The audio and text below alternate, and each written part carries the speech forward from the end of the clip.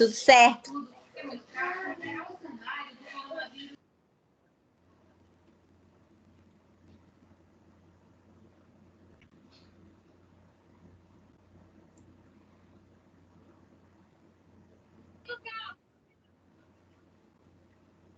Hoje nós vamos então falar sobre a estratégia de saúde da família e vamos acompanhar as sessões que seguem, né?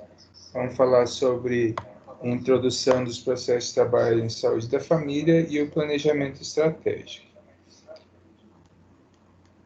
Eu tenho visto assim que muito do que a gente tem conversado na estratégia de saúde da família tem desenvolvido discussões ao redor do país com base na atuação da estratégia de saúde da família na própria Covid-19, né? Então, eu até estava montando a aula e eu disse, não, eu vou buscar algumas informações que estão relacionadas ao que a gente está vivendo.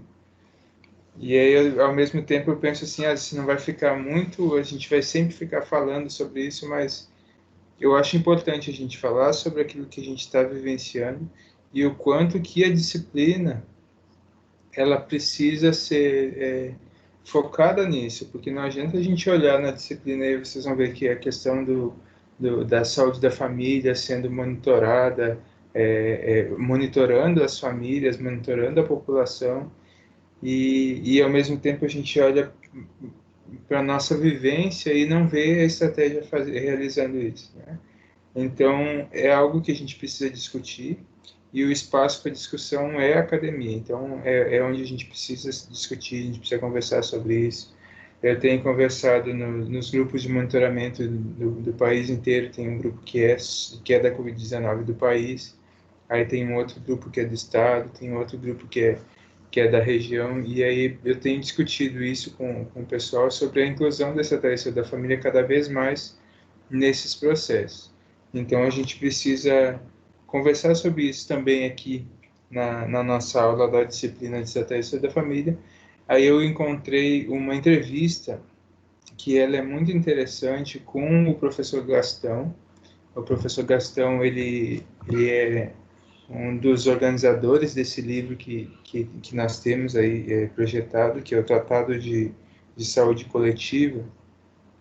E quando ele fala sobre a saúde coletiva, sobre o Sistema Único de Saúde, e foi feita uma entrevista aí, a gente precisa pensar um pouquinho no período temporal ali, né?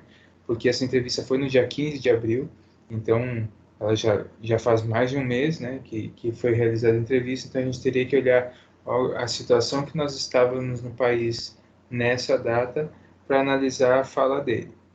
Não pode ser algo descontextualizado, mas é interessante ver que pessoas que têm discutido a saúde coletiva no país, desde a sua criação até hoje, e o quanto que a gente pode observar o nosso sistema de saúde a partir desta visão e o quanto que a gente ainda pode melhorar com relação a isso. Então, a nossa aula de hoje ela é introduzida com base nessa entrevista realizada com o professor Gastão.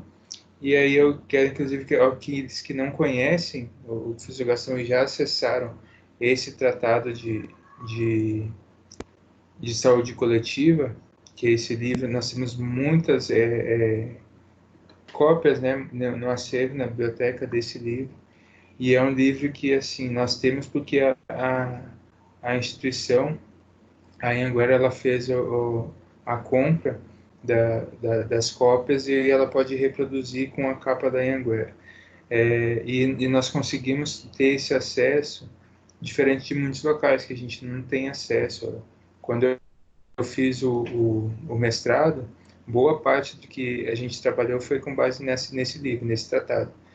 E lá na USP a gente não encontra a quantidade de cópias do que nós temos aqui na instituição hoje desse livro. Então, a gente tem que aproveitar esse tipo de material e aproveitar muito a oportunidade, se não ao vivo, né, de observar essas pessoas falando, mas sim encontrar vídeos e identificar qual a ideia que eles têm sobre.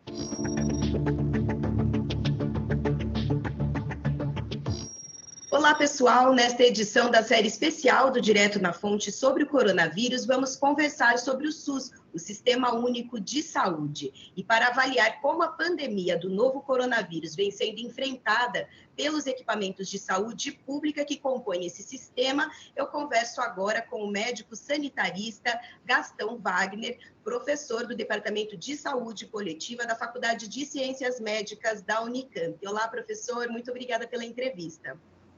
Eu que agradeço o convite. Obrigado. Professor, para a gente começar, eu queria saber como o senhor analisa a forma como o SUS e o Ministério da Saúde vêm enfrentando a pandemia do coronavírus. De forma razoável, né, o reconhecimento público aí, segundo o Datafolha, do desempenho do ministro da Saúde e do Ministério, eu concordo com essa avaliação, é positiva. Felizmente, nós temos no Brasil o Sistema Único de Saúde, que facilita muito o manejo, o controle, o enfrentamento da pandemia. Ao contrário dos Estados Unidos e da Índia, por exemplo, são países que estão com epidemia importante e não têm o Sistema Único, são muito fragmentados, né? O problema dessa epidemia é que exige muitas ações coordenadas ao mesmo tempo. O SUS depende das secretarias estaduais, dos governos do estado e dos municípios, e depende da habilidade política, da capacidade de integração do Ministério.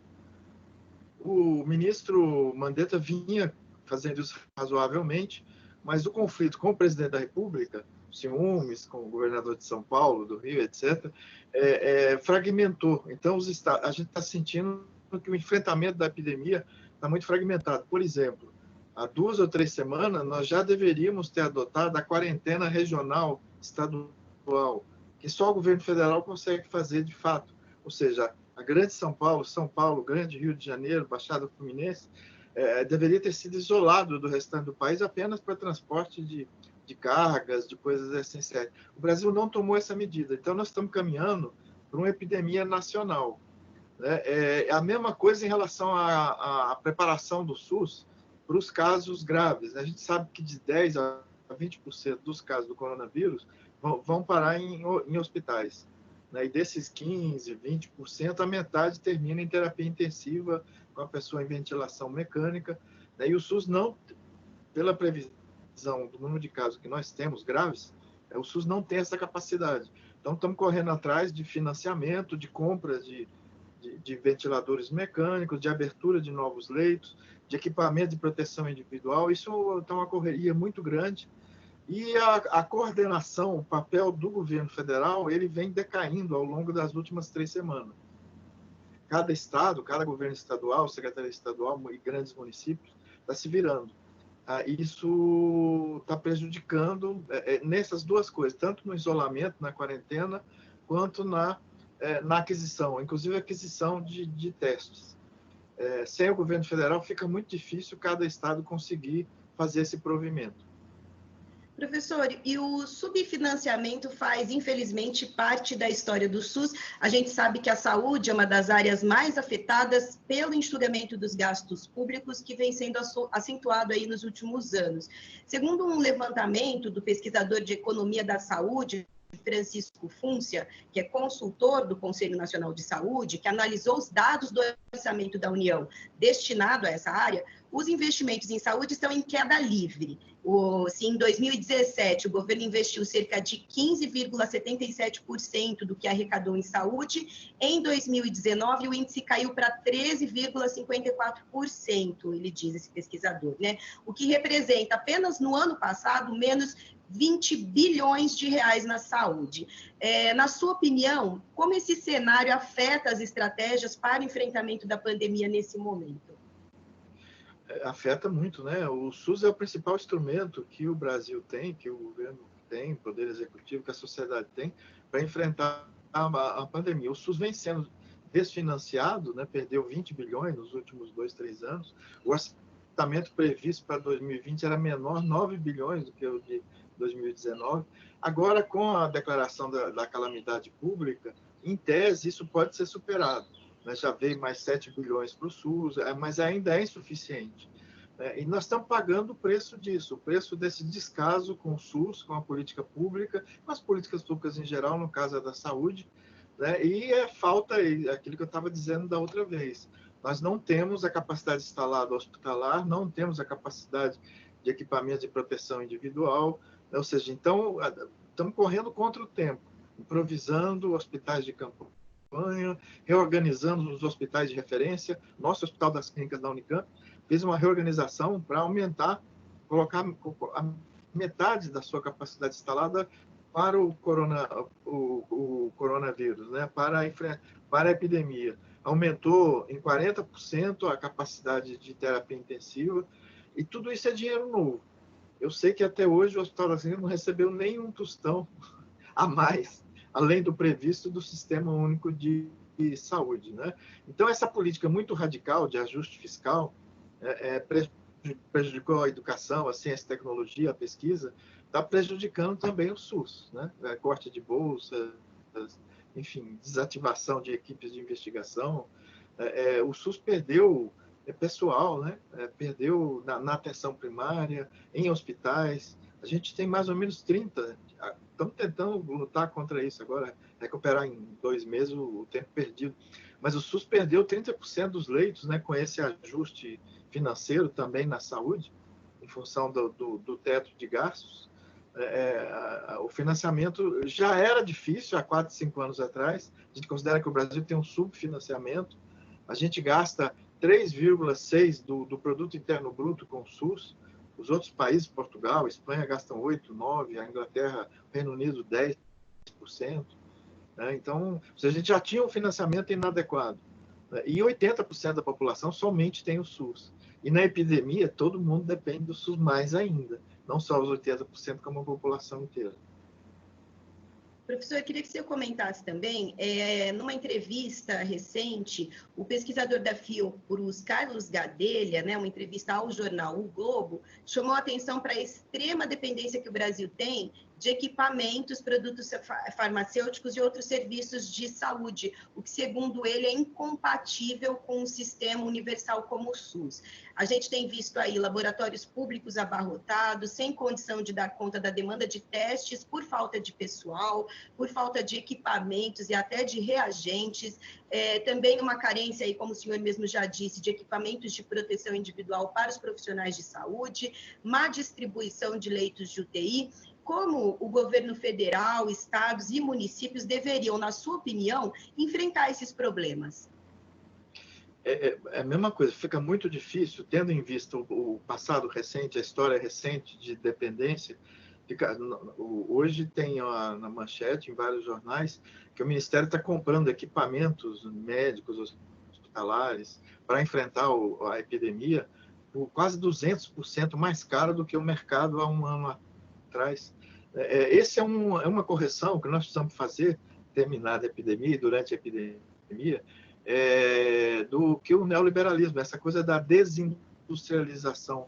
Ocorreu com a Europa, com os Estados Unidos e também com a América Latina, com o Brasil. A gente já tinha uma dependência maior do que os países europeus, mas levaram indústrias para esses países onde a mão de obra, o capital não tem pátria, só a pátria é ganhar dinheiro, e levaram muito recurso. Né? Eu estava lendo agora, 80% da produção de equipamentos médicos hospitalares e de fármacos é Índia e China. Houve desmonte de fábrica, houve desemprego, se produziu desemprego. É insustentável essa autonomia do capital sobre os países, sobre as nações, inclusive numa área essencial como os produtos de saúde. O que está fazendo agora é correr contra o prejuízo, fazer uma reconversão industrial, principalmente na área de equipamento de proteção individual, que é a indústria têxtil, não é só têxtil, mas principalmente têxtil, de plástico. Então, nós estamos correndo atrás do prejuízo, readaptando indústrias.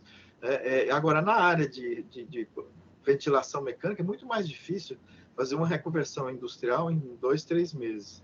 A gente está se virando razoavelmente com os equipamentos de proteção para os trabalhadores de saúde, médicos, enfermeiras, principalmente, mas com outros equipamentos a gente vai ter essa dificuldade. Felizmente, na área de pesquisa, de ciência, a gente está fazendo ciência aberta, incrível, né? A comunicação está quase que em tempo real.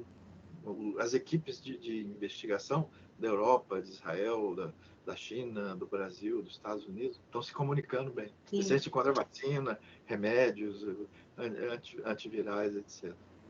Professor, tem muita gente, né, até por influência do presidente da República, falando que esse isolamento social ele é exagerado e que a gente já poderia voltar aí a uma vida razoavelmente normal. Qual a sua opinião sobre isso?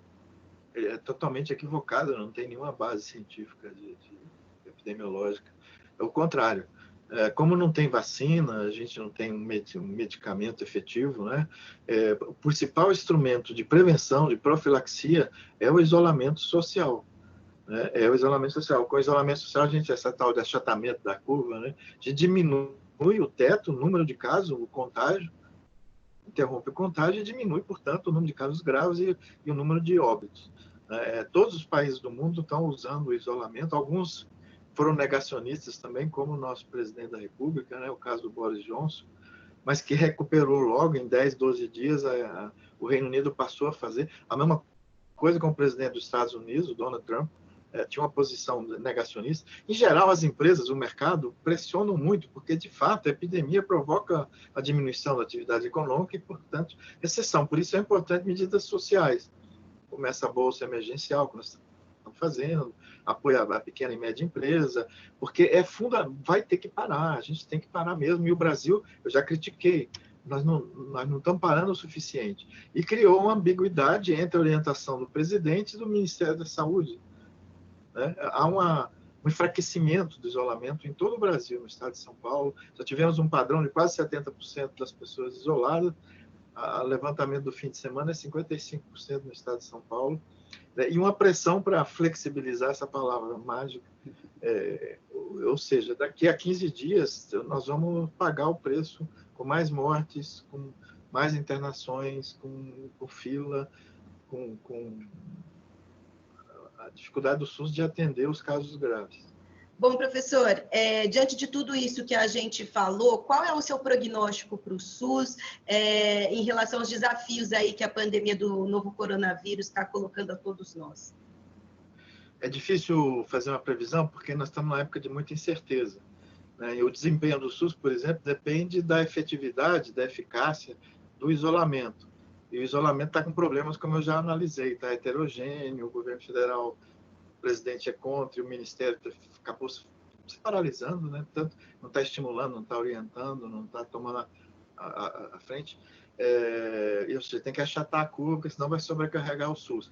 Depende também o desempenho do SUS dessa capacidade de repor o subfinanciamento, de adquirir os materiais, que uma parte é problema financeiro, orçamentário, que está sendo resolvido com o decreto de calamidade, está chegando mais recursos para o SUS, mas a gente não acha, a gente não consegue comprar os ventiladores mecânicos, consegue comprar os equipamentos de proteção individual. O SUS até agora tem saído bem, né? Eu acho que nunca se falou tanto em saúde pública, em SUS, em direito à saúde, em vigilância à saúde, né? Como agora.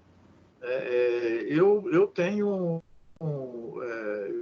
várias outras pessoas, nós estamos achando que final de abril, começo de maio, nós vamos ter uma situação semelhante à da Espanha e da Itália, com a tal escolha de Sofia, né? Ver quem vai ficar no equipamento, quem não vai, os dois precisariam, os três, os quatro, ou seja, uma superlotação, um aumento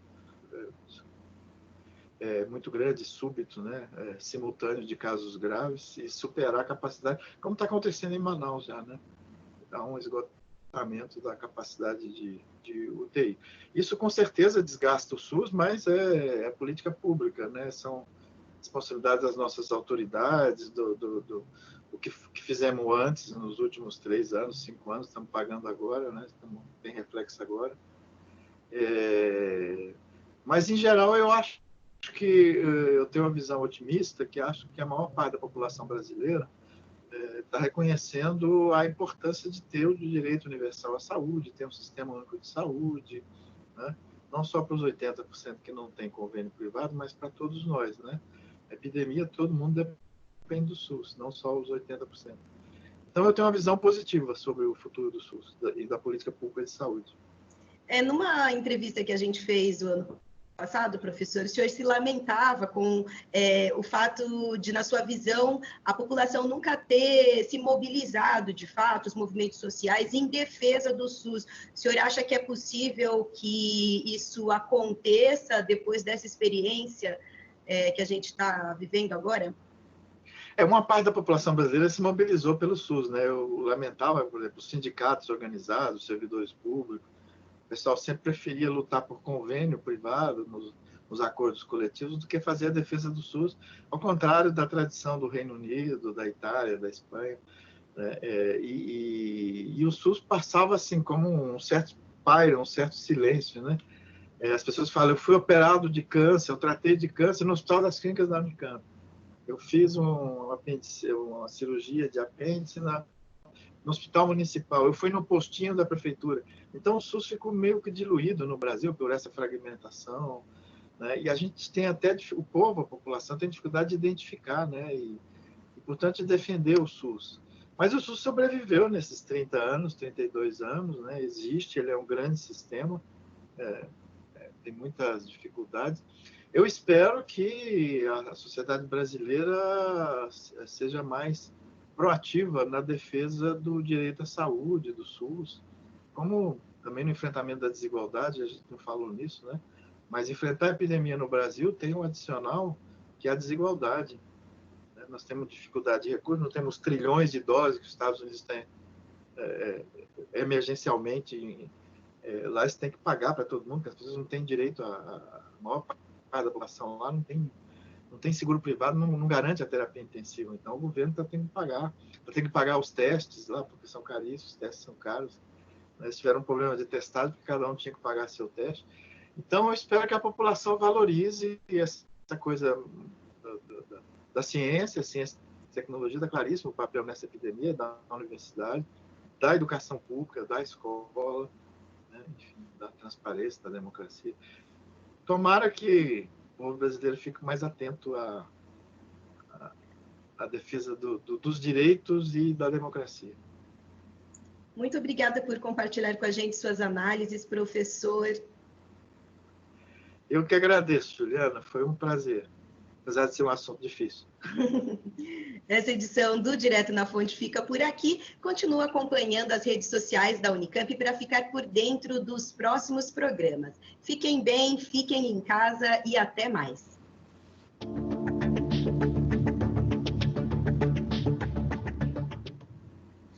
O professor Gastão, ele é uma pessoa muito importante na saúde coletiva. É sempre bom escutá-lo e ler, porque esse livro organizado por ele é extremamente interessante. Nos ensina muito sobre a saúde coletiva em si, todas as diferenças de saúde pública e saúde coletiva, e o quanto o nosso sistema de saúde é importante, né? O quanto ele é diferente dos demais sistemas de saúde, e o quanto que a gente pode avançar, desde que a gente faça aquilo que a gente vai acabar observando aí. Algumas estratégias a ser utilizadas, é a própria estratégia da família, que é, sem dúvidas, o grande diferencial que nós temos no Sistema Único de Saúde. Mas a gente precisa fazer uma análise, a própria projeção que o professor Gastão ele faz no início da entrevista, falando, eu até deixei no slide ali que essa entrevista ela é do dia 15 de abril, né? Essa não é a data de hoje. Hoje nós estamos em 20 de maio, né? Dia comemorado, inclusive, o dia do técnico e auxiliar de enfermagem. Então, aqueles que são técnicos e auxiliares de enfermagem sintam-se virtualmente abraçados aí por esse dia que é tão importante. Mas, assim, o que nós tínhamos de casos no Brasil em 15 de abril? Se a gente for buscar, os dados estão disponíveis na internet. Inclusive, tem plataformas ali no próprio Google que a gente consegue identificar esses casos em todo o crescimento ao longo do período temporal. Mas, dia 15 de abril, nós tínhamos, de número de casos registrados, 28.912 casos. Quanto é que nós temos hoje? 291.000 579 casos registrados, tá? Isso no âmbito do Brasil. Olha o crescimento que nós tivemos de 15 de abril para hoje. O número de óbitos nós tivemos no Brasil em 15 de abril, 1.760 casos. E hoje, 18.859 casos.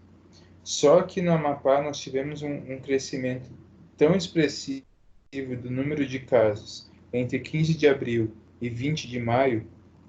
Olha só, 15 de abril nós tínhamos apenas 342 casos registrados. 342 casos. Hoje nós temos 4.549 casos registrados. E disso nós tínhamos 7 óbitos apenas no estado do Amapá, dia 15 de abril. Hoje nós temos 142 óbitos, né? É uma diferença muito grande, né? E pensando que, assim, logo no início, nós tivemos, como foi dito, noções diferentes, né, ao longo do país. Até porque a gente tem que pensar que na própria concepção do Sistema Único de Saúde e o seu desenvolvimento ao longo dos anos, de que as esferas de governo, elas cada uma tem a sua responsabilidade.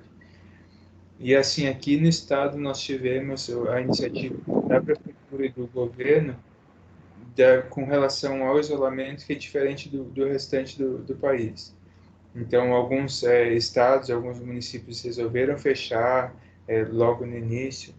Nós tivemos aqui no estado, e principalmente no município, atitudes como essa, a despeito de outras questões que poderiam ser feitas, mas assim, com relação ao isolamento e agora ao lockdown que foi decretado em si, inclusive, se vocês observarem, vai passar, já passou no noticiário e vai passar novamente, nós conseguimos aí um crescimento do número de isolamento a partir do primeiro dia de lockdown.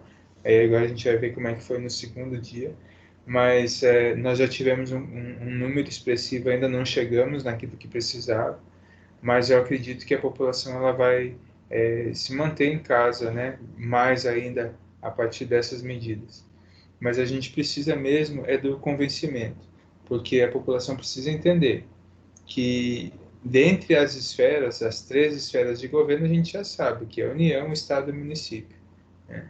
Mas a gente tem uma esfera ali que que ela é menor do que o município, só que ela influencia tanto na saúde individual e familiar, que somos nós mesmos, né?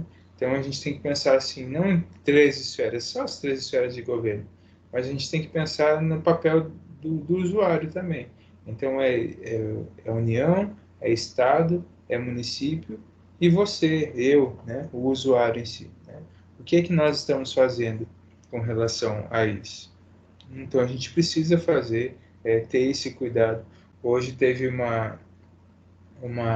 está tendo um congresso da Universidade Federal da Bahia, e é um congresso online também, os links são postados na internet sempre. E eu entrei em uma das atividades hoje que eles fizeram hoje pela manhã, e foi bem interessante. Eles estavam falando, inclusive, sobre a utilização, a própria questão do profissional de saúde com relação à pandemia em si. Eles falaram sobre o número de profissionais que estão sendo acometidos. Todos os pesquisadores que estavam na mesa redonda estavam falando sobre a questão dos EPIs, sobre a questão do acometimento, né, que tem sido feito, que tem ocorrido com as pessoas, os profissionais de saúde em diversas regiões do país, e também eles pegam dados que foram publicados anteriormente em outros países, e eles comparam assim a própria questão dos EPIs que foram disponibilizados em outros países, aqueles que estão sendo disponibilizados no Brasil. Se a gente for fazer algo mais a nível local, a gente vai observar que aquilo que é disponibilizado em outros estados é diferente do que é disponibilizado no Amapá. mas isso é tudo uma questão de conhecer essa realidade, né? A gente precisa ver o que está sendo disponibilizado, se de fato está sendo disponibilizado e ensinado a esses profissionais o que tem sido, como utilizar, como fazer a paramentação, a desparamentação. A gente aprende na faculdade, né, nos cursos técnicos, como realizar a paramentação, como retirar esse equipamento de proteção individual. Mas é preciso sempre fazer essa educação continuada. Então, a gente precisa sempre estar em constante aprendizado com relação a isso. Inclusive, as medidas que têm sido tomadas no Estado também, com relação a isso, a gente precisa levar em consideração a própria questão que está sendo difundida no Brasil todo, que a orientação é quanto maior o número de capacitações virtuais, né, é melhor para a redução do risco de contágio. Uma outra questão que o pessoal tem falado muito é a própria questão que é uma realidade mais nacional do que internacional, né? Em outros países isso não acontece, como acontece aqui no Brasil, é a questão do profissional trabalhar em mais de um hospital, né? O quanto isso pode ser prejudicial. Às vezes eu tenho um profissional, vocês conhecem, muitos profissionais que trabalham no hospital e trabalham também na unidade básica ou trabalham na estratégia. Então, esse mesmo profissional, ele além, aquelas questões que a gente já conhece da sua sobrecarga de trabalho, ainda mais em uma pandemia, ainda mais sobre as questões, esses que estão chegando agora. Aí você tem lado a lado um profissional que tem regime estatutário, um profissional que é do contrato emergencial, e ao longo desse período um vai falar com o outro e o outro pode, né, começa a comparar os benefícios que um tem, que o outro não tem, o vencimento, né, o salário de um, o salário de outro, e isso acaba, em meio à pandemia, trazer riscos à saúde mental das pessoas e também um risco à própria questão dos acidentes os incidentes que podem ocorrer, né, dentro desse ambiente de trabalho. Então a gente precisa pensar e refletir com relação a tudo isso, né?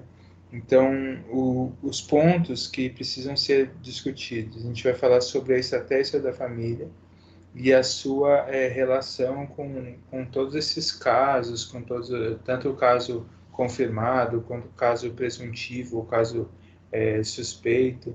E a gente precisa entender que o próprio profissional de saúde, ele tem sido visto em outros países diferente daqui do Brasil. Então, por exemplo, tem países em que é feito mais de uma vez, ou pelo menos uma vez por dia, a testagem com os profissionais de saúde, né? E é feito em todos os plantões, mais de uma vez, a própria questão da verificação da temperatura desse profissional, né?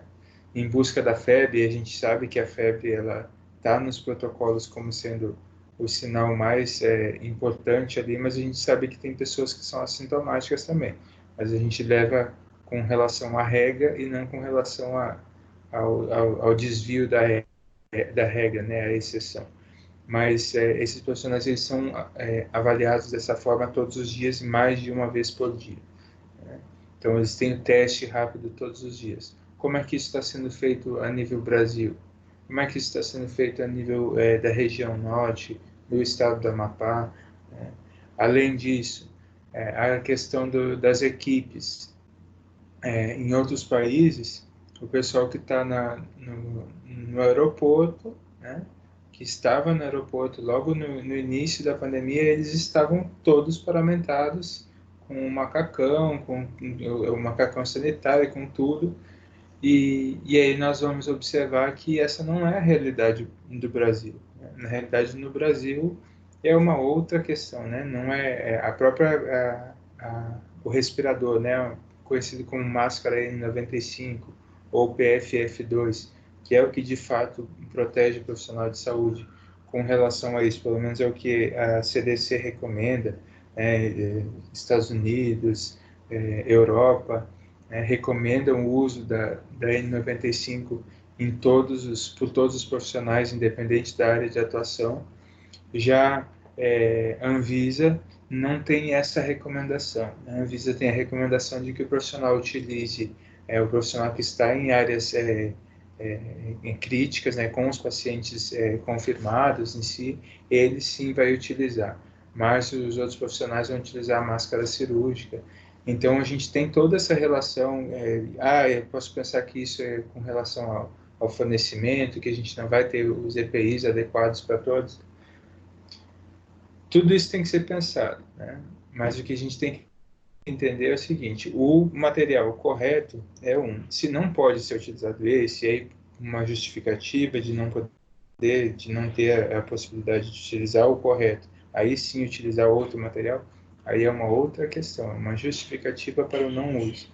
Mas uma recomendação para não usar é uma visão diferenciada.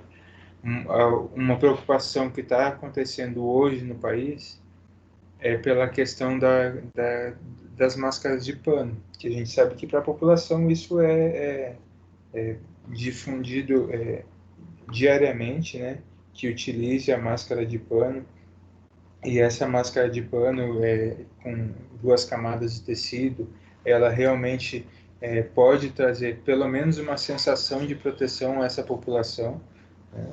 Ela evita que a população entre em contato com a mucosa, né? Ela evita que a população saia na rua sem o uso do artefato.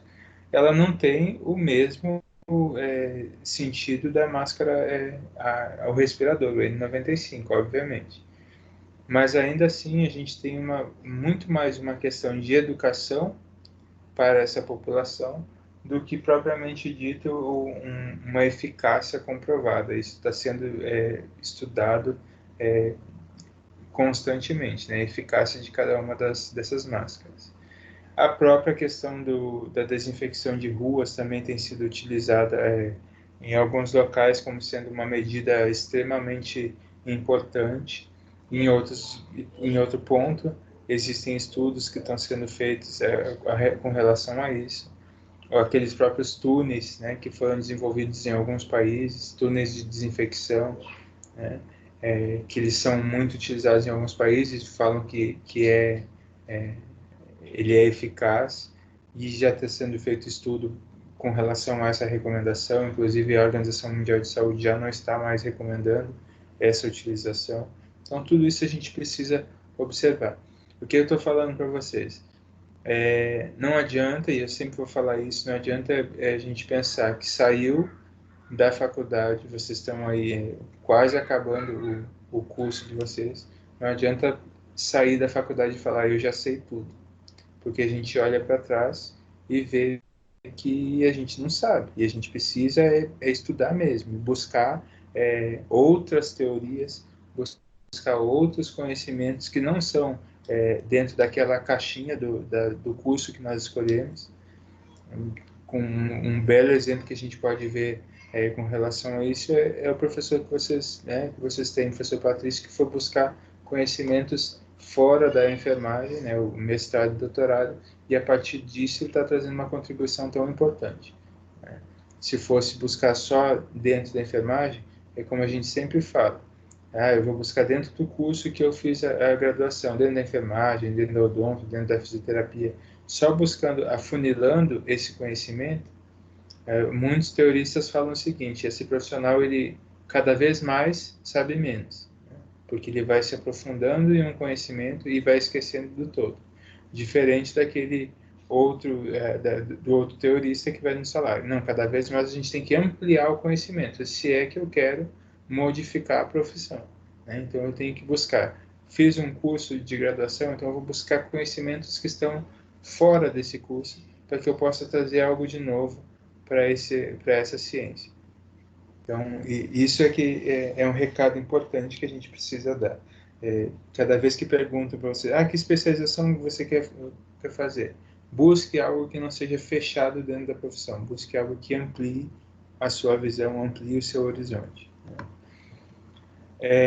Uma atividade que eu passo para vocês, que vocês façam, é identificar como que os demais sistemas de saúde estão enfrentando a pandemia. A gente vai observar como que o nosso poderia realizar, mas como que outros sistemas estão fazendo isso? O nosso sistema de saúde, ele traz a estratégia da família como sendo a principal estratégia que nós temos de combate às patologias em si, no sentido da prevenção, mas muito mais na questão da promoção da saúde, né? E dentro dessa questão da estratégia da família, nós temos essa visão que é do modelo assistencial, que é um modelo de vigilância em saúde, né? E é onde a gente tem um acompanhamento das pessoas muito mais do que simplesmente a pessoa buscar um serviço porque ela já está doente. Isso vocês já viram em outros momentos, mas é sempre bom lembrar. A vigilância em saúde é a principal responsável pela vigilância na prevenção e controle de agravos, né? Se a gente for pensar isso no caso das doenças transmissíveis, no caso das doenças não transmissíveis, isso está muito claro. E realmente eles fazem isso. A gente pode observar assim, a estratégia da família, lá nas fichas que vocês preencheram em sala ainda, que eu levei para vocês, como é que a gente faz esse acompanhamento, como é que o ACS ele identifica essas pessoas dentro das famílias, né? Cadastra essas pessoas e depois vai acompanhar essas pessoas. Mas o que é que está sendo feito hoje pela estratégia da família no Brasil com relação à Covid-19? É ínfima, um pouco a estratégia está realizando. Em muitos locais não está realizando por medo do contágio, né? É claro que a gente precisa observar a questão que foi falada no vídeo também, desse subfinanciamento nos últimos anos com relação à atenção básica, né, com relação a essa questão, porque nós temos a própria questão do NASF, a Política Nacional de Atenção Básica, que veio com uma proposta e as pessoas estão fazendo uma leitura errada dessa política de atenção básica, que a gente já falou sobre isso também. Então, a gente precisa entender o quanto que essa estratégia ela pode ser eficaz e o quanto que o nosso país poderia estar à frente dos outros países se nós estivéssemos utilizando de fato o Sistema Único de Saúde, né? Executando de fato o Sistema Único de Saúde, né? Porque assim, a gente pode até falar, eu sempre falei para vocês, antes da pandemia, que de fato funcionava, né? Só que agora parou tudo, né? E o que não deveria parar é a estratégia da família, pelo menos, não que ela tenha parado, que vocês vão falar, não, mas eles estão fazendo imunização, estão fazendo acompanhamento de algumas pessoas, mas eu estou falando no sentido da própria pandemia, né? Como que essas pessoas podem nos auxiliar, né? Tá tudo na mão da vigilância, né? E aí quando a gente fala da vigilância, a gente está falando lá da Superintendência de Vigilância e Saúde, né? Não é só com eles, a gente precisa isso precisa estar na mão da estratégia da família também, né?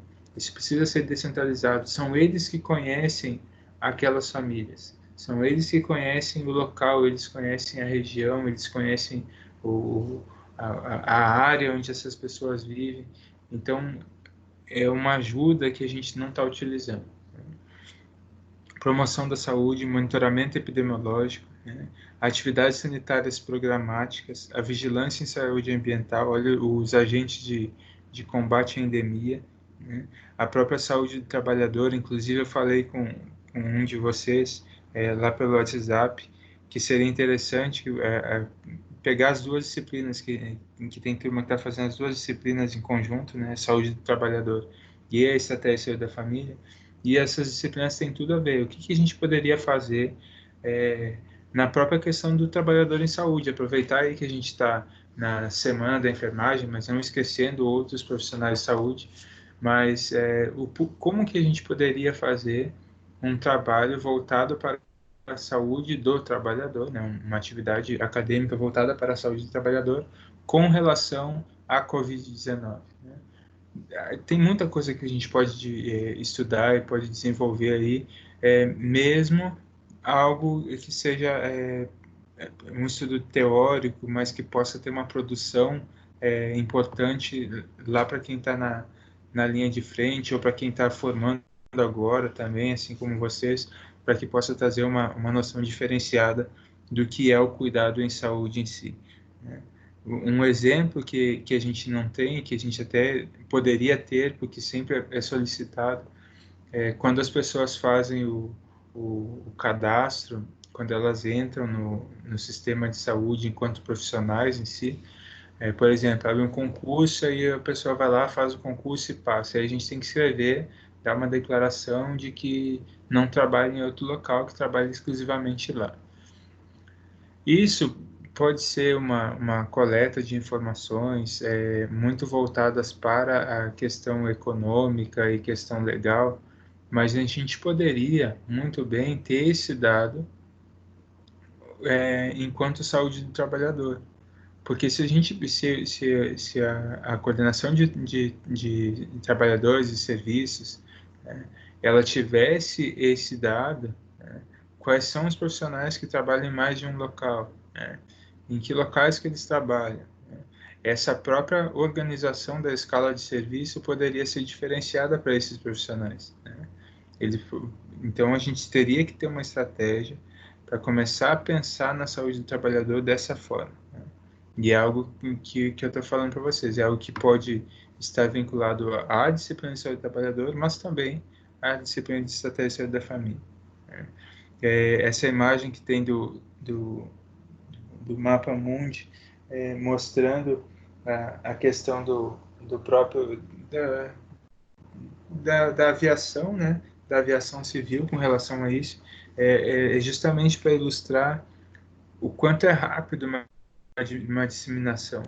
E se ela é tão rápida assim, se é tão possível que a gente consiga fazer isso no mundo, né, trazer, difundir para todas as regiões do mundo problemas como esse da Covid-19, a gente precisa que o mundo tenha sistemas de saúde como o nosso, que também consigam chegar, né, à maior parte da população de uma forma tão rápida quanto essa questão da disseminação de vírus, né? Então, o nosso sistema, ele poderia muito bem combater com relação a isso, porque a gente consegue atingir uma boa parte da população, coisa que outros países não conseguem. A atuação da equipe de saúde da família, ela mantém, então, essa questão das 3 esferas, né? O quanto que ela é importante ali, ela, enquanto esfera, lá na esfera municipal, porque ela conhece a região, né? A base de todas as informações que nós temos lá na microárea, elas vão lá para o sistema de atenção básica, né? Sistema de informação de atenção básica, onde a gente vai conseguir identificar muitas questões importantes para combate não só das doenças crônicas, das doenças não transmissíveis, para as doenças transmissíveis, e principalmente agora que a gente precisa tanto desses dados na questão da Covid-19.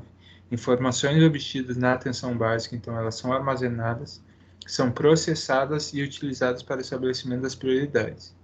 Alocação de recursos, orientação programática nas diferentes áreas, como vigilância epidemiológica, a vigilância ambiental, a vigilância da saúde do trabalhador e a vigilância sanitária, né? São questões, então, que a gente precisa observar a partir daquelas informações que são obtidas pela atenção básica, lá pelos agentes comunitários de saúde, agentes de combate a endemias, né? Informações como a morbidade, a mortalidade, o estado imunitário, né? Como é que estão a imunização, as vacinas dessas pessoas, a questão nutricional dessa população, a situação socioeconômica, o saneamento ambiental, são de extrema importância para o planejamento das ações junto às unidades básicas de saúde. É aquilo que a gente sempre fala, diagnóstico situacional, ele depende muito da coleta de dados, né? Como qualquer diagnóstico, vocês já passaram por disciplinas aí que ensinam diagnósticos de enfermagem, por exemplo, e eu preciso de uma coleta de dados exaustiva para que eu possa fazer um diagnóstico de enfermagem. Da mesma forma, para que eu possa planejar ações de saúde, eu preciso ter um diagnóstico dessa situação. para que eu tenha um diagnóstico da situação, eu preciso de uma coleta de dados exaustiva, e é aí que está a importância da nossa estratégia da família e dessas pessoas aí que são tão eficazes na sua atuação, que são os agentes comunitários e os agentes de combate a endemias. Então, a coleta de dados, ela precisa ser feita lá na área desse agente, através das visitas domiciliares, né, através da busca ativa de novos casos, né. Como que é feita a busca ativa de novos casos? Eu preciso encontrar quem foram os casos, né, e quem são os contatantes desses casos, né. Então, eu vou fazer uma busca ativa, né, tentando encontrar antes dessa pessoa chegar lá na unidade. Convocação de usuários faltosos, isso é fora da época de pandemia, quando esse profissional ele fez a marcação da consulta do paciente, né, do usuário, e esse usuário não foi na consulta, a gente tem que ir lá e saber o que está acontecendo, por que não foi, o que foi que aconteceu. Às vezes o paciente teve uma internação, às vezes o paciente já não tem mais o problema que ia levar ele à consulta, ele acaba não indo. Então a gente precisa ter essa noção de o que está acontecendo com ele. Uma vigilância passiva com registro de casos suspeitos e confirmados que foram atendidos lá na unidade, então ela é passiva porque ele não precisou ir até a área, e sim o paciente que veio.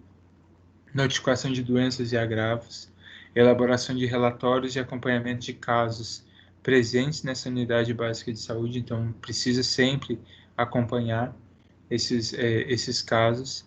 E ali ao lado nós temos uma outra imagem que ela fala o quão importante é essa alimentação, né? Alimentar o SIAB, que é o Sistema de Informação e Atenção Básica, e não só alimentar, mas também analisar depois esses dados. Então, a gente precisa que essa informação ela chegue até o sistema e depois que a gente consiga olhar para esse sistema para elaborar as nossas ações. Lembrem sempre que essa estratégia da família ela não é estática, ela não vai ficar esperando o usuário chegar para ser atendido.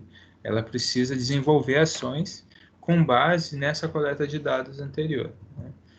Então, ações de vigilância em saúde, né, na busca ativa de casos, eles vão mesmo até a casa da pessoa, independente de quão difícil é esse acesso.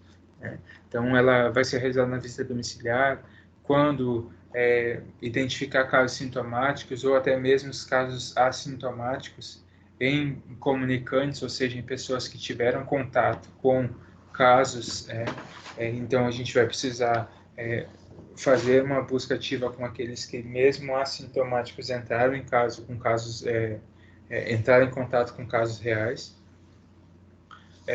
Para isso, a atuação do agente comunitário é fundamental. Olha a quantidade de pessoas que esse agente conhece, que esse agente consegue entrar em contato, diferente de outros profissionais. E ainda pode-se realizar a busca ativa em espaços como escolas, creches, asilos, penitenciárias, campanhas que podem ser realizadas em determinado território. Então, isso tudo é importante. Eu preciso ir até a população. Eu não posso ficar esperando, a estratégia jamais pode ficar esperando que essa população chegue até a unidade de saúde. Isso é outro modelo assistencial. Não é o nosso modelo assistencial atual. Nosso modelo assistencial atual está muito pautado na vigilância em saúde. Então, a gente precisa, de fato, fazer a vigilância e ir até, fazer essa busca ativa, ir até essa população, identificar o que está acontecendo lá. E, eu estou vendo um caso aqui nessa pessoa, e a família, como é que está? Então, eu vou investigar a família, vou investigar as relações que essa pessoa tem fora da família. Isso tudo precisa ser feito. A notificação de casos suspeitos ou confirmados é feita através da ficha de notificação. Essa ficha aí não está dando para vocês observarem ela nitidamente, mas vocês podem digitar lá. Tem até no final dos slides o eSUS, que tem disponível todas as fichas. E essa ficha aí é a ficha do H1N1, né, da influenza. Influenza humana por paciente novo, né, ou por novo subtipo da influenza. Então, a gente pode utilizar uma ficha dessas para buscar, para fazer a notificação. E quando identificada a presença de indivíduos sintomáticos ou sob suspeita de um agravo, deve-se preencher a ficha de notificação. Aí sim, preenchida a ficha de notificação, essa ficha vai ser digitada e vai chegar lá na vigilância. A vigilância vai buscar para confirmar se esse de fato é um caso, né? Mas eu preciso que a atenção básica inicie, né? Senão a gente não consegue identificar quem são essas pessoas e onde elas estão, né? É importante observar, como eu falei logo no início, que as informações em saúde elas não são estáticas, elas são dinâmicas. A própria atualização frequente da definição do que é um caso suspeito de coronavírus, né, da infecção da Covid-19, ela tem sido atualizada frequentemente. Então, é bom sempre vocês buscarem o que é hoje um caso suspeito, o que era um caso suspeito lá no início, era aquele que apresentava inúmeros sintomas. Aí a gente pode até observar que tem unidade de saúde que ainda tem lá na porta da unidade uma ficha falando que é para a pessoa ficar em casa se não tiver uma lista de sintomas, e hoje a gente já sabe que isso não é o altamente recomendado, que a gente já tem um tratamento aí, né, um protocolo a ser utilizado logo no início dos sintomas. Isso reduz muito a internação, reduz muito a possibilidade de óbito. Então a gente precisa começar a tratar as pessoas logo no início. A organização do processo de trabalho pela estratégia da família, né, através de ações de monitoramento. O monitoramento no território é feito através de indicadores, né, porque nós temos instrumentos de gestão. Verificar, então, a efetividade dos cuidados, ajustar o processo de trabalho e a educação permanente junto à equipe de atenção básica. Se a gente for observar ali a questão do monitoramento das pessoas, veja o exemplo de um paciente com tuberculose. Ele pode permitir acompanhar e avaliar a necessidade do acompanhamento e assistência em outros pontos de atenção na rede de atenção à saúde, nas RAS, e monitorar a saúde dos comunicantes, ou seja, eu vou não só olhar para essa pessoa, mas eu preciso olhar para outras pessoas que entram em contato com esse meu paciente. Eu tenho essa imagem ali que ela faz de novos casos da Covid-19, né, na China, né, e no resto do mundo. E olha o que interessante, inclusive a mídia leiga, ela nos mostrou dados importantes com relação a isso, que a gente não pode comparar um país com o outro sem entender que as relações sociais nesse país elas são diferentes. A China, as pessoas elas se cumprimentam, elas não entram em um contato tão direto quanto no Brasil, né? Então a chance de disseminação do vírus aqui é muito mais rápida do que para lá, né? Apesar da questão da população em si ter um número diferenciado, mas aqui a gente é muito do abraçar, a gente é muito do beijar, a gente é muito do estar próximo, compartilhar utensílios alimentares. A gente sabe de todos os riscos disso, mas a gente é um povo diferente, né? A gente conhece o risco, mas é aquele calor do brasileiro que precisa estar junto ali. Isso não é algo presente em outros países onde essa taxa ela não pode ser comparada com a nossa. Precisa ter uma comparação sempre levando em consideração as diferenças entre as populações. Com relação à organização do processo de trabalho pela estratégia, né? A gente tem que entrar em contato sempre levando em consideração aquela questão da referência e da contra-referência, né? A referência ou referenciamento da estratégia da família, ele deve ser feito preferencialmente no sistema informatizado. Nós vimos na aula anterior, a colega de vocês mostrou a ficha de referência. Existe a ficha de referência, mas existe a necessidade de um sistema informatizado. Se no sistema informatizado, e a partir desse sistema informatizado, essas informações elas ficam lá no número do SUS, lá no eSUS da pessoa, né? O que a gente vai ter? A gente vai ter o nome da pessoa, a data de nascimento, informação de contato, nome do especialista que foi referenciado, informação de contatos, razão da referência, por que está sendo referenciado, uma breve descrição do que levou esse profissional a solicitar, né, que um especialista fosse acompanhar esse paciente, mostrando os resultados de exames mais recentes, tratamentos recomendados, a sua duração e situação, como é que está esse tratamento que está sendo acompanhado lá pela estratégia, perguntas de interesse do profissional que refere. Então, esse profissional que está fazendo a referência, ele precisa fazer algumas perguntas, o porquê que ele está fazendo a referência, porque ele não sabe ou não consegue fechar o caso ou finalizar aquele atendimento. Ele precisa informar o que ele está precisando, né? Quais são as perguntas que ele está fazendo.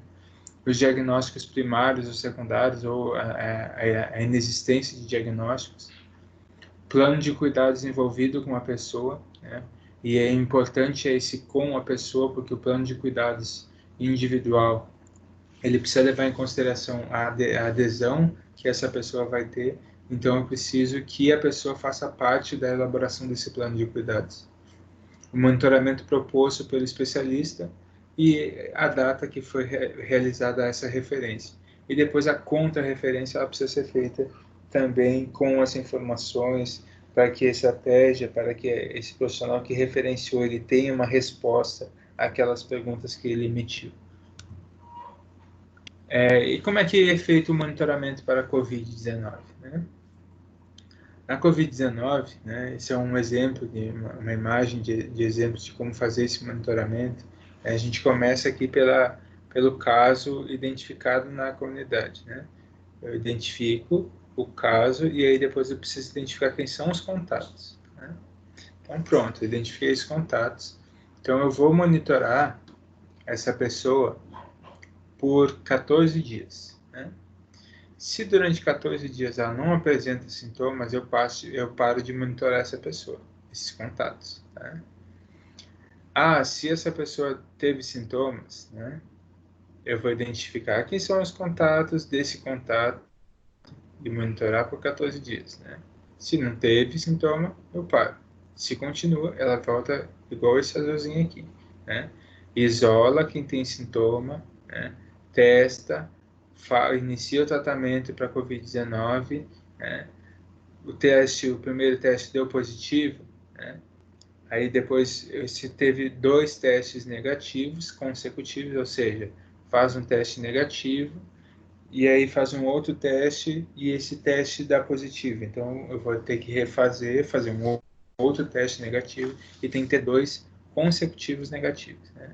Tendo 2 testes consecutivos negativos, aí para de monitorar essa pessoa, né? Pode parar, mas algumas secretarias, elas continuam monitorando, até porque a gente está em um caso de um agravo novo, então alguns estão continuando esse monitoramento. Inclusive, para fins de pesquisa também, a gente já tem dados de pessoas que 25 dias após, né, o início dos sintomas, eles ainda possuem sintomas. Então, nem todos a duração são 14 dias em si.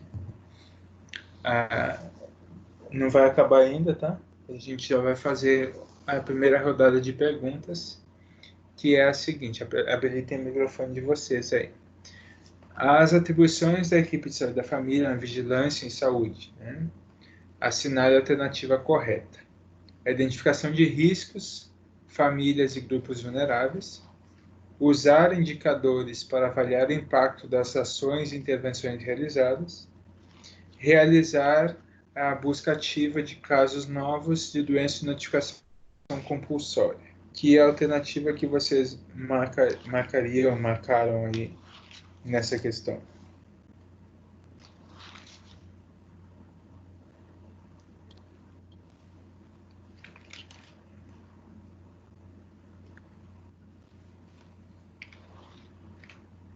As 3.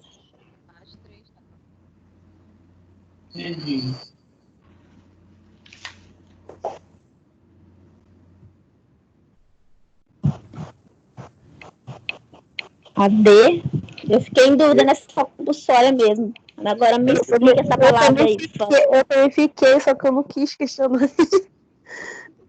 A Por isso que eu alternativa correta, disse, porque eu fiquei em dúvida nessa palavra compulsória.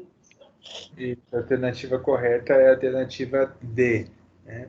Que usar indicadores para avaliar o impacto das ações e intervenções realizadas, né? Não é uma atribuição de vigilância, né? Em saúde ainda, é uma atribuição da estratégia, mas não com relação à vigilância em saúde. E essa questão. Assinale a sequência correta, verdadeiro ou falso. Como as equipes de saúde da família podem realizar a vigilância em saúde? Os agentes de combate a endemias podem orientar a mobilização da comunidade para desenvolver medidas simples de manejo ambiental para controle de vetores. Os agentes comunitários de saúde podem realizar a busca ativa de novos casos, realizando a notificação de casos de doenças de notificação compulsória.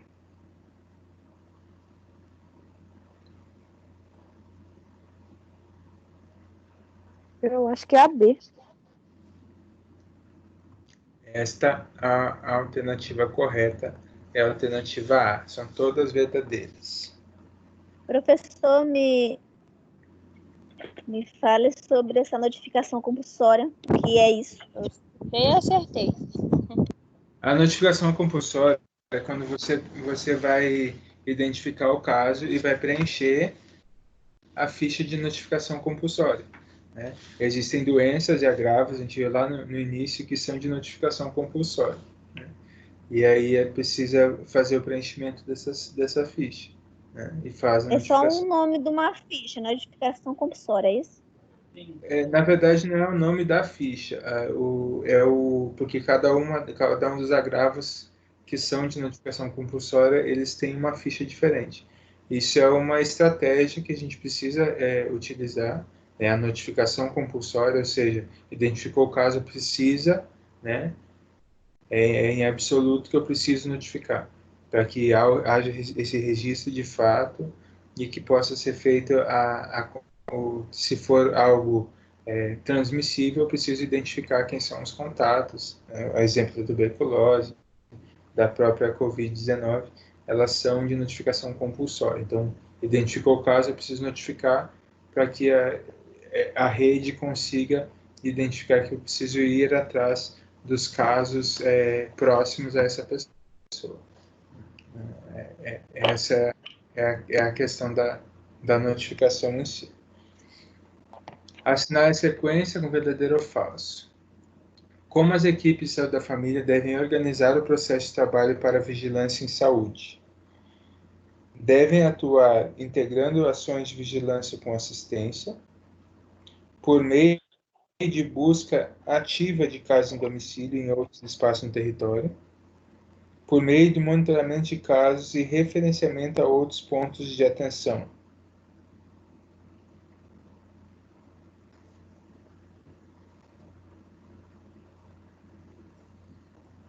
É o processo de trabalho para vigilância em saúde, tá? Se é o processo de trabalho para vigilância em saúde, ainda não entra a questão do referenciamento a outros pontos de atenção, tá?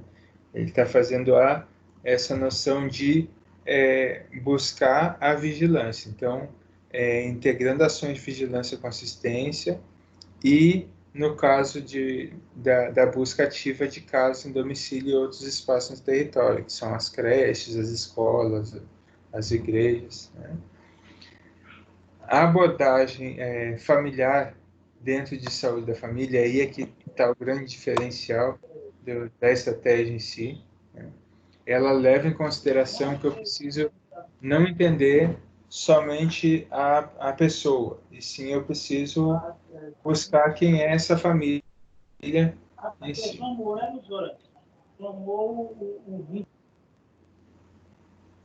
E aí, ao buscar esta família, eu preciso compreender como é que essa família ela se desenvolve, como é que essa família ela funciona dentro desse espaço familiar, né?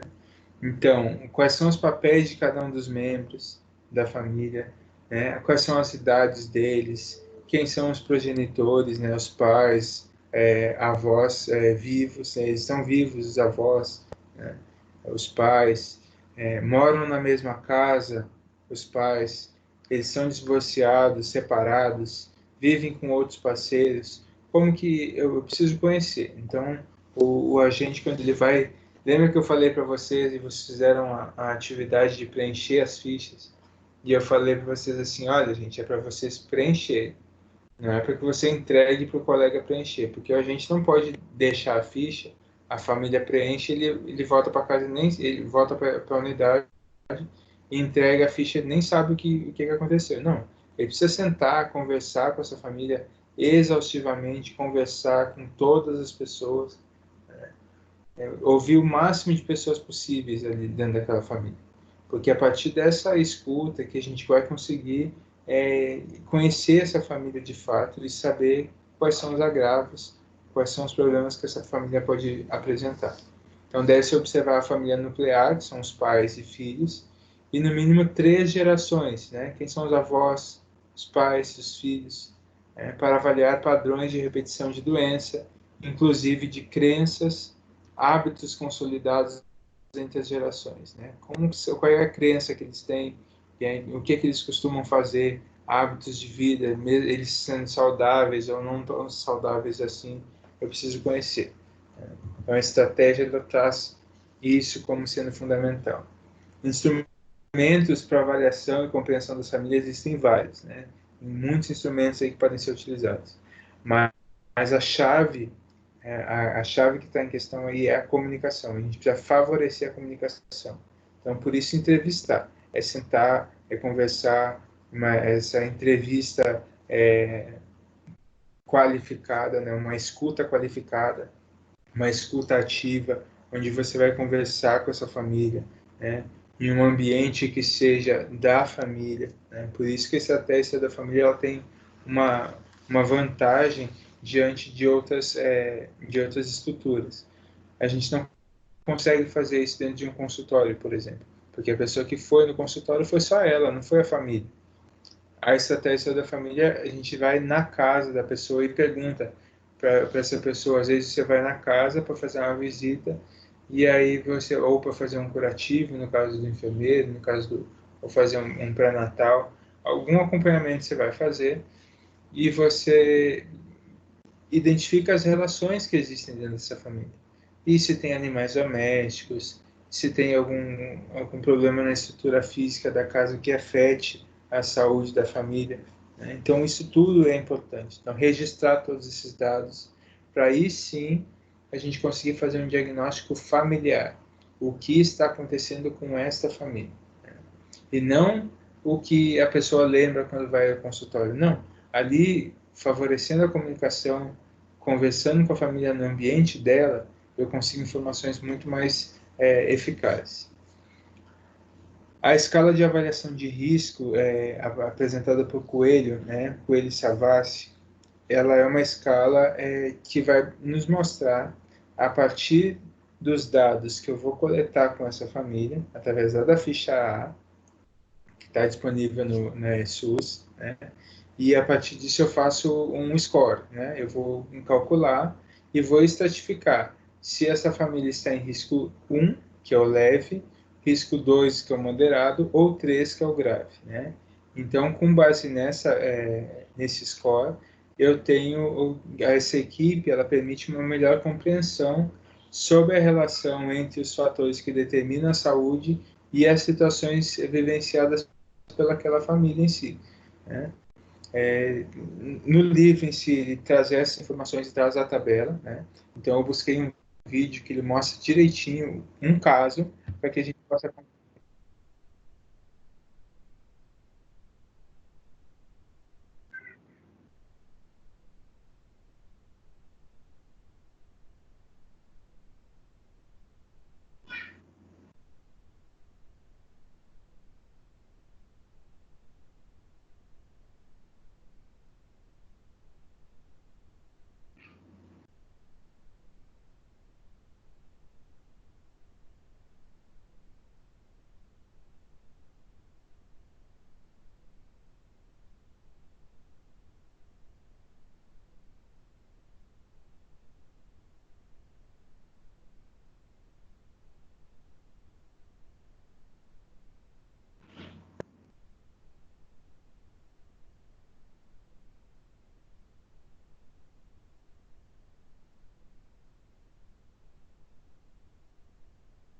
Vocês não estão escutando o vídeo, não, né? Agora voltou, tava silêncio. Eu ia perguntar se Não, estava vivo ainda. o vídeo vocês não estão escutando. Eu vou fechar e vou voltar. Eu vou mostrar de novo. Peraí.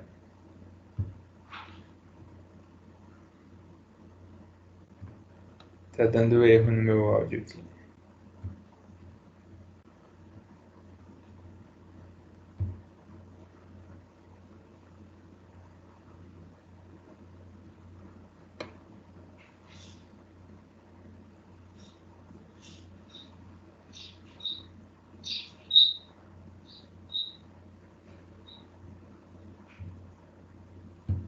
A deficiência física e deficiência mental é a mesma coisa. E a definição de deficiência mental também é da Organização Mundial da Saúde. E eu estou trazendo aqui a aula que eu sempre dou nos âmbitos, né, quando eu vou discutir a escala de vulnerabilidade familiar. Então, basicamente, essas são as sentinelas, né? As sentinelas de risco, ou que compõem a lógica da escala. Vou explicar cada uma separadamente, né? Para a gente entender, e depois nós vamos fazer um pequeno exemplo aqui. Tudo bem?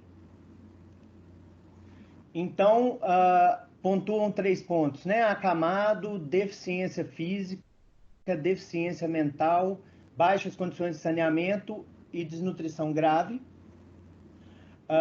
As definições de acamado, né, são aquelas mesmas da ficha A e do manual instrutivo do CIAB e da Organização Mundial da Saúde.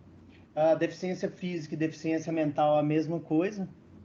E a definição de deficiência mental também é da Organização Mundial da Saúde, está presente no manual instrutivo do CIAB.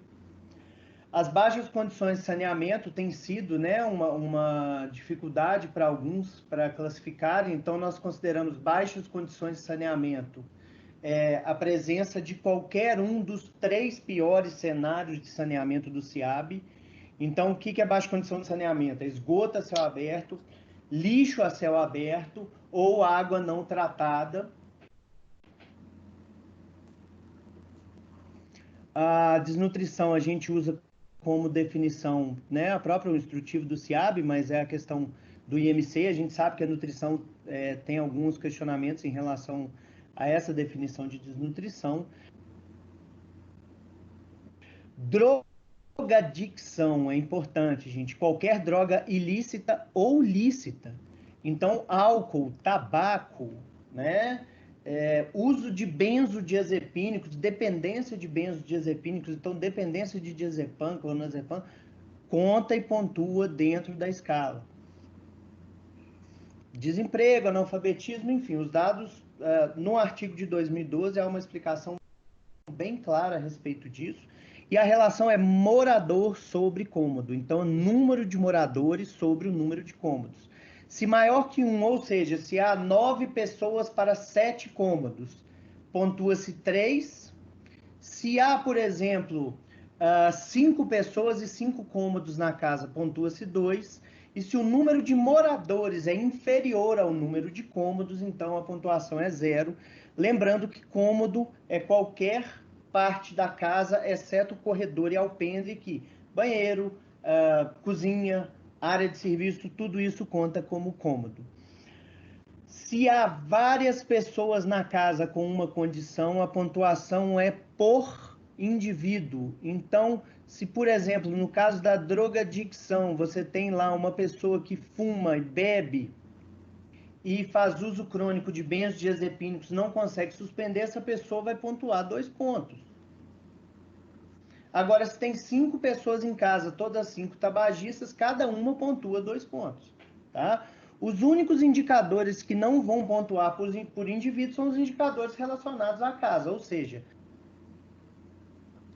as baixas condições de saneamento, que vão pontuar, então, uma vez só, e a questão do número de moradores por cômodo. Todas as outras sentinelas vão pontuar individualmente.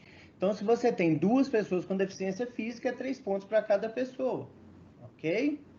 Bom, posto isso, os scores, né, colocados são os scores de pontuação de 5 ou 6 Você tem o R1, hoje a gente já pode usar o V1, né? O primeiro grau de vulnerabilidade, o primeiro nível.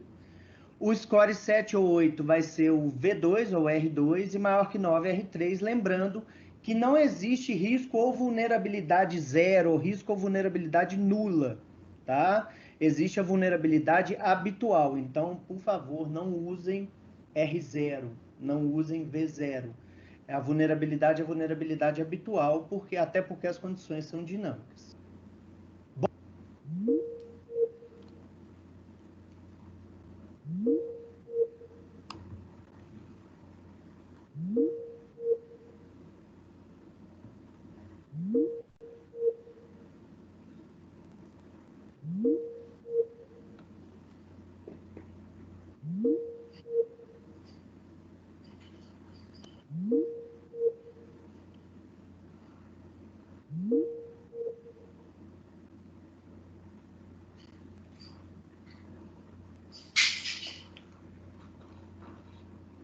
Eu caí, mas voltei aqui. Estão me ouvindo? Bom, e aí, Eu estou. então, para um exemplo, né? Esse é o exemplo que está no artigo de 2012, e que fala o seguinte: uma família possui 2 acamados. Um deles é um idoso de 75 anos e hipertenso. O outro acamado não é idoso, é deficiente físico. Teve amputação traumática de membros inferiores e ambos são analfabetos. Não existem outras sentinelas de risco nessa família. Então, quais são as sentinelas que estão aqui? 2 acamados, não é isso? Idoso, hipertenso, deficiente físico e ambos analfabetos. Vamos lá? Vamos pausar? Pause o vídeo, faça o cálculo, se necessário volte lá na tabela e vamos ver se você acerta. Pausou? Ok. Vamos em frente então. Então as sentinelas estão aqui. Você percebe que o traço preto ele determina 2 vezes uma sentinela de risco que pontua 3 pontos, né? A pontuação final sua foi qual? Responda aí. Então vamos lá, a pontuação final foi 13. Por quê? Porque cada camado pontua como 3 pontos, ser idoso mais 1 ponto, ser hipertenso mais 1 ponto, ser deficiente físico mais 3 pontos, e aí ser analfabeto para cada um mais 1 ponto cada, ok? Então, o que nós temos? Um score familiar final de 13 pontos, que indicaria uma família em alta situação de risco ou de vulnerabilidade. Bom, esse é o exemplo mais clássico que nós utilizamos no artigo.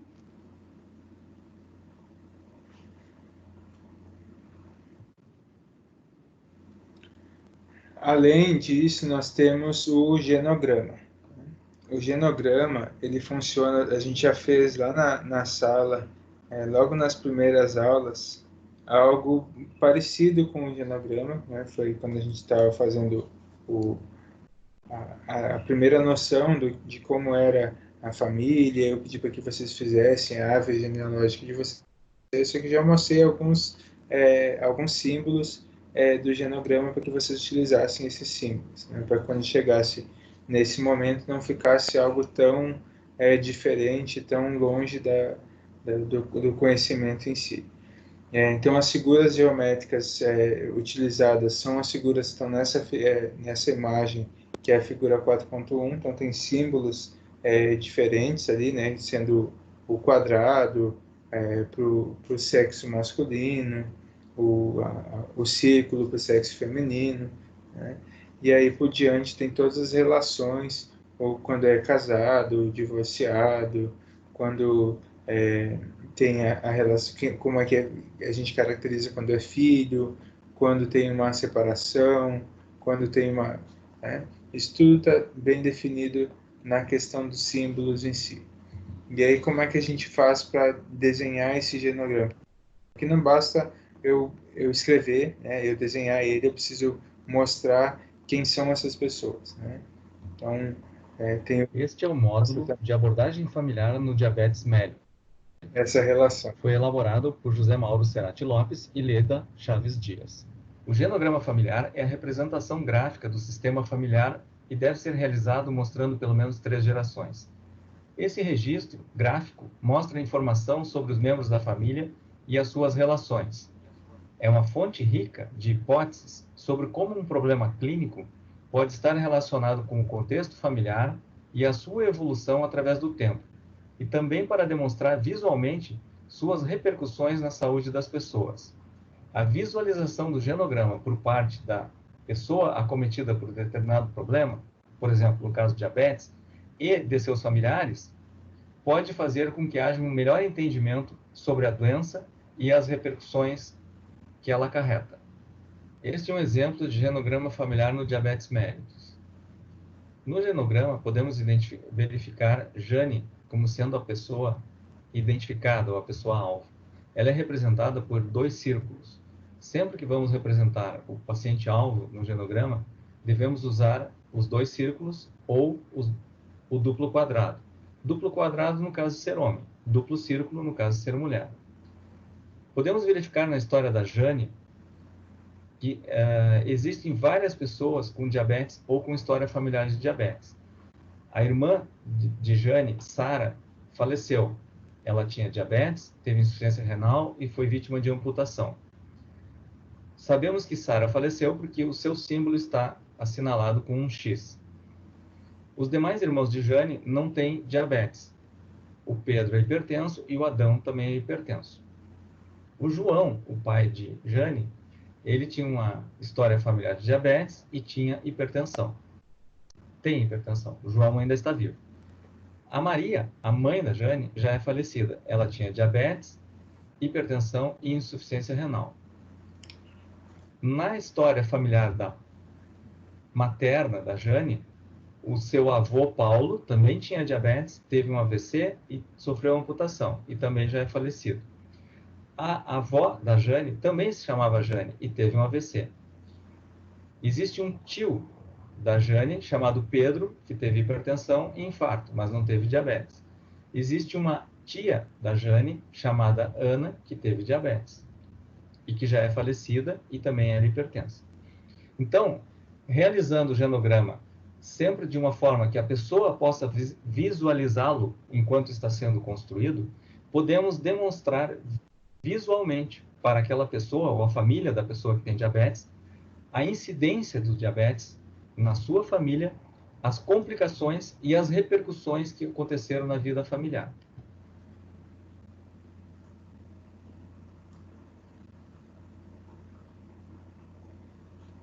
Então, os dados eles são importantes serem coletados e precisam ficar disponíveis no próprio diagrama, né?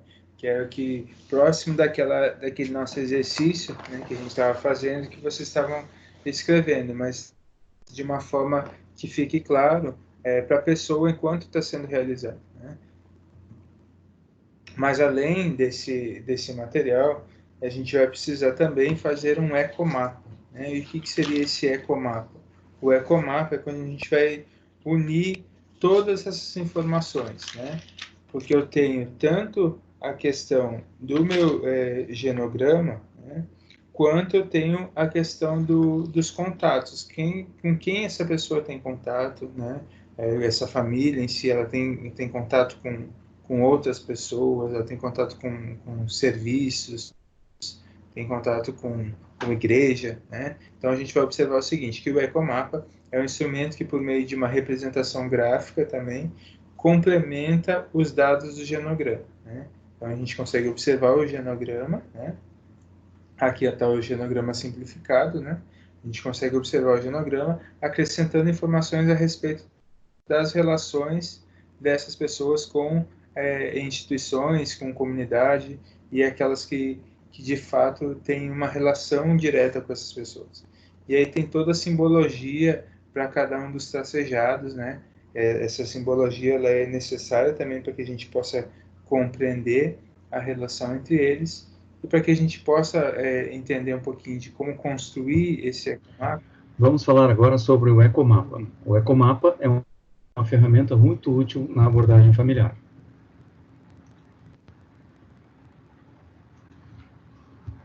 O ecomapa consiste numa representação gráfica de avaliação familiar que identifica todos os sistemas que envolvem e se relacionam com a pessoa ou com a família em questão no seu contexto. É um excelente instrumento que resume grande quantidade de informação e facilita a visualização dos recursos que podem ser explorados para melhorar o sistema social de apoio por toda a equipe de saúde.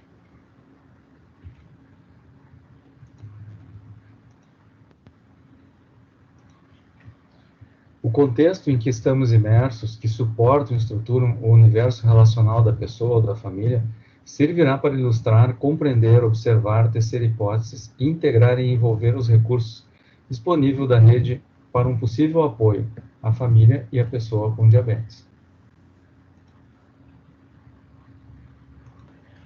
O ecomapa é uma representação gráfica, então, que serve para representar como estão e como se dão as relações entre a pessoa com diabetes e os demais familiares. E também como se dão as relações da família com outros recursos que compõem a rede de apoio dentro da comunidade. Assim como o genograma, o ecomapa tem símbolos e tem linhas que definem a intensidade das relações, definem se existe conflito ou não, definem relações que são mais estreitas ou menos estreitas.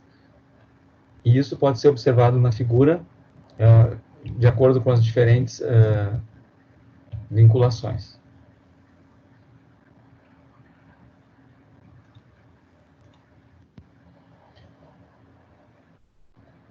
Nessa figura, podemos observar como se dá a relação de uma pessoa com diabetes, por exemplo, com diversas instituições ou pessoas da comunidade, ou mesmo da família. Então, temos a escola, o posto de saúde, amigos, a avó paterna, família materna, a mãe, o pai. Enfim, o ecomapa ele faz essa representação gráfica de como se dão as relações da pessoa, não só com seus familiares, mas também com as instituições ou entidades que fazem parte da comunidade e podem servir como rede de apoio.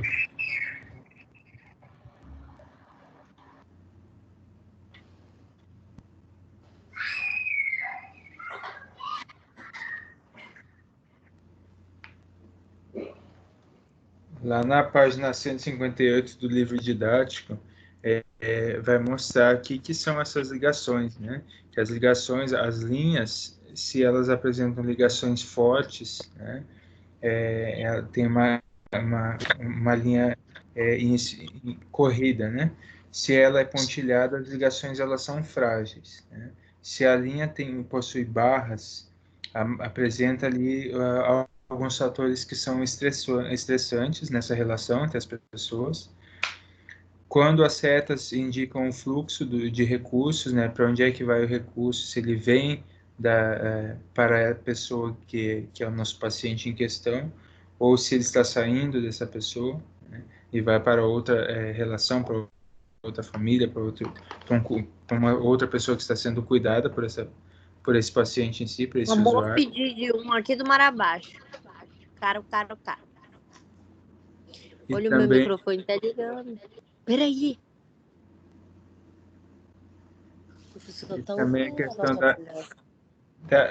da ausência de ligação, né, que é demonstrada através da ficha correspondente.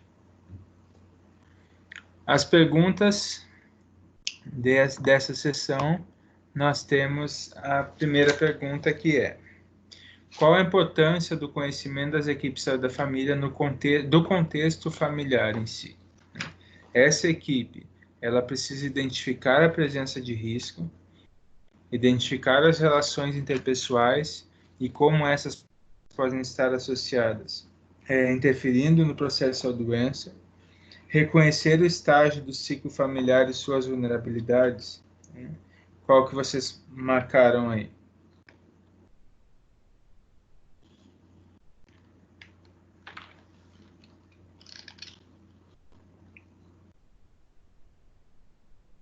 A estratégia precisa reconhecer em todas elas, né? Tanto identificar a presença do risco na família, né? Quanto identificar as relações interpessoais. Todos esses instrumentos que a gente viu foi justamente para isso, para eu conseguir identificar o risco, para eu conseguir identificar quais são as relações que essa família possui e como é que está o estágio do ciclo familiar e essas vulnerabilidades em si.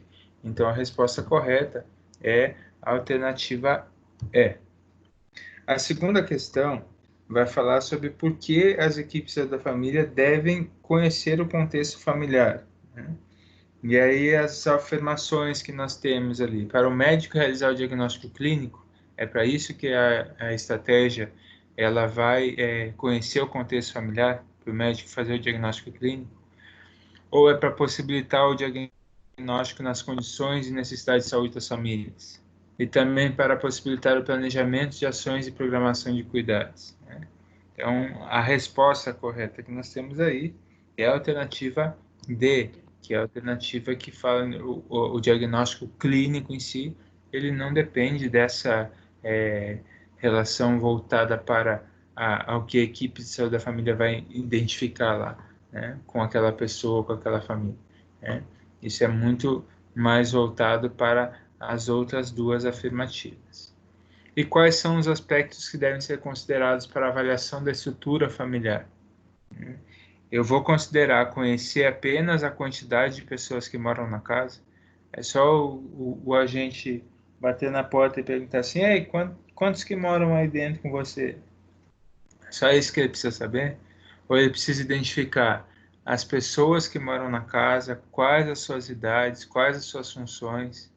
Ele deve considerar os padrões de repetição de doenças, inclusive de crenças, né? Quais são os hábitos consolidados entre essas gerações, né? E as 3 gerações que a gente está falando que são importantes aí para essa terceira família poder coletar. A resposta correta aí que nós temos para essa questão é a alternativa... É a letra D. É a letra D, exatamente. Então, falso, né? Verdadeiro e verdadeiro.